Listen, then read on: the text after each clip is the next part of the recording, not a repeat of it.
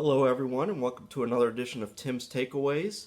Hope you guys had a good week last week. It was spring break for most of our area schools, so the schedule was a bit lighter than normal, but still had plenty of stuff going on. And I want to start this week with some non-revenue sports. I kind of pride myself on covering those sports as much as the revenue sports, the footballs, the basketballs, the baseballs.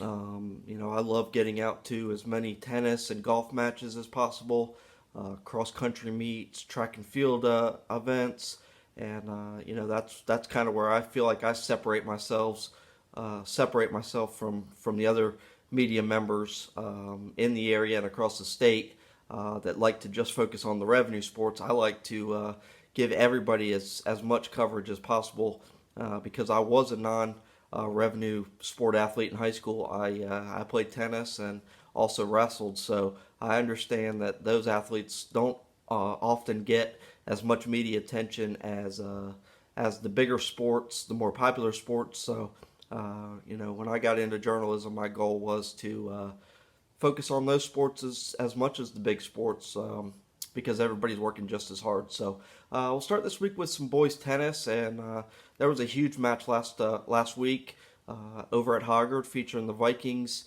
and New Hanover. New Hanover had come into that match having won every Mid-Eastern Conference match it's played dating back to 2014. That was their last conference loss, and that also came against Hoggard. Well, on Monday, the Vikings took them down 6-3. They won 4 of the singles matches and then added 2 of the 3 doubles courts to pick up a huge victory, a 6-3 victory, like I said. Jake Morris had a big win at number 5 singles, winning in 3 sets, and then he teamed with freshman Grant Sutherland to clinch the match at number 3 doubles. So congratulations to the Vikings for that big win, and that puts them in the driver's seat now for the conference title. The two teams will meet again later this month in the regular season finale. There won't be team playoffs this year for tennis, just individual regionals and states. So unfortunately, we won't get to see how far the Vikings and the Wildcats would have gone in the team playoffs. But still, nonetheless, it's there's bragging rights on the line for the conference title. And like I said, no team other than Hoggard has won a conference title since mid 2000s, 2010 and beyond. I know Hoggard won it in 2014, and then it's been New Hanover ever since. Just a really dominant run. So we'll see if New Hanover can win that second match and force it to be co-champions. If Hoggard wins, then they'll get the outright conference title. Another boys tennis team in the area that's doing exceptionally well is Cape Fear Academy. They have the strongest team in the area right now. They've already beaten Hoggard, beat them pretty easily, a few weeks back, and really think they could potentially win an independent school state championship. They're definitely one of the 2 or 3 best teams in the NCISAA 3A division. So we'll see as the season goes along. They really haven't faced too many tests so far this season. Kind of been dominating everybody they play. Algernon Butler at number 1 is one of the area's best players. Hayes Gilbert at number 2, and then the lineup is so deep, it just continues on. So look for the Hurricanes to continue to play well here and make a deep playoff run. Switch things over now to boys golf. I haven't had a chance to talk about boys golf yet this year, but we're off to a great start and have some incredible individuals. I was looking at the stats just a few moments ago, and we have 6 golfers right now that have a stroke average of 80 or less. So we've got some strong players in this area. John Logan from Hoggard currently leads the stroke average in the Mid-Eastern Conference with right out of 70.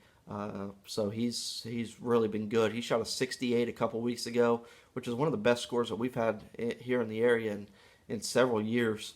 Ryan Jarr from West Brunswick, Tate Boyer from Hoggard, Ralph Stevenson, from South Brunswick and Dylan Workman from Laney are other golfers that are right there competing for that individual title. So I'll actually be over at Castle Bay tomorrow on Monday to get some pictures and to cover that meet.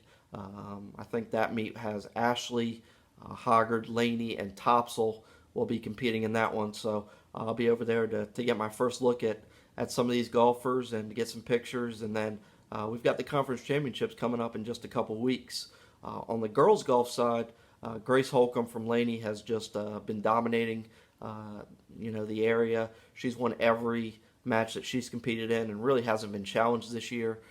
If you're not familiar, Grace is going to UNC Greensboro next year on a scholarship, and she's been a 4-year starter for the Bucks and has just had a great career. So would love to see her go out with a really good finish at the state championship. She's had some good finishes there in the past, but would love to see her up in the top 5 this year when things are said and done. And she can definitely do it. She has the game to shoot in the low to mid 70s, and that would definitely get her a really good finish at the state championship. So excited to see how her season winds down.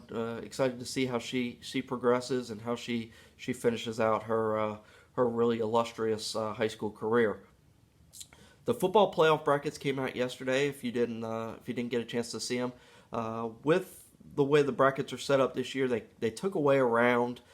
So technically, this week's first rounds are like a normal second round. So there's not as many teams in the playoffs, and that means only 2 of our area teams made it.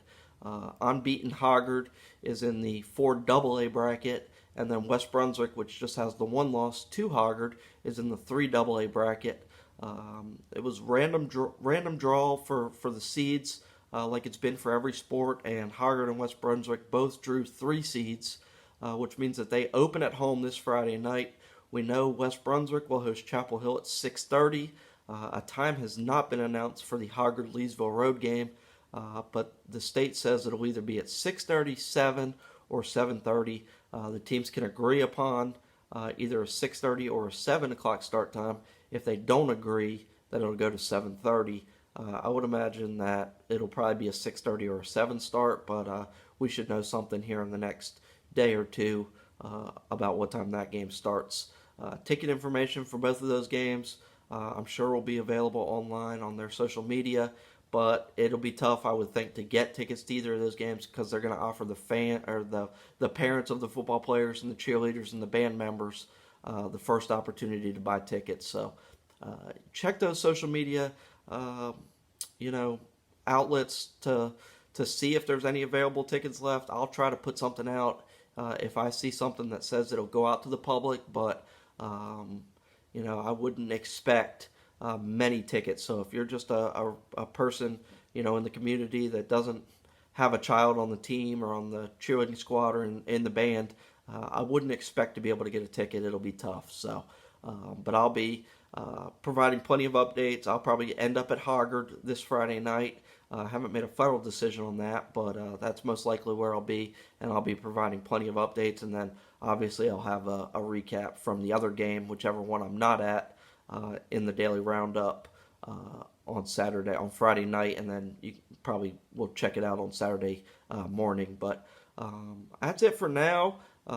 We got some new sports starting up tomorrow, and it'll be the last season. We got some middle school sports starting up tomorrow, so even though we're getting towards the end of the school year, sports still in full effect and will be for the next couple months. So really exciting times, and glad I get out and do a lot of coverage and stay busy. So hope you guys have a good Sunday and a good rest of the week, and we'll talk to you next week. Bye-bye.